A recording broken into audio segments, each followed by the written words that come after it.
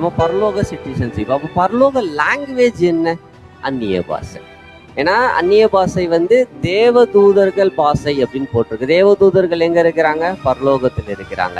அப்ப தேவதூத பாஷையாய் அது இருக்கிறது. இப்ப நம்ம தமிழ்நாட்டுல இருக்கோம் அப்படின்னா, தமிழ்நாட்டுல இருந்துட்டு தமிழ் நம்மளுக்கு தெரியல அப்படின்னா அது அசிங்கம். உண்மையை சொல்ல போனா அது அசிங்கம். அப்ப நம்ம இயேசு கிறிஸ்துவை ஏற்றுக்கொண்டு அவருடைய பிள்ளைகளாக மாறி இப்ப பரலோகத்தின் சிட்டிசன்ஷிப்பை நம்ம பெற்றுக்கொண்டுட்டோம். ஆனா பரலோக சிட்டிசன்ஷிப் மாறியும் அந்த ஒரு லாங்குவேஜ் நம்மளுக்கு தெரியலன்னா எப்படிங்க? புரியுதுங்களா? அப்ப நம்ம அந்நிய பாஷை என்பது ஒவ்வொரு கிறிஸ்தவர்களுக்கும் அது ரொம்ப முக்கியமான ஒன்று.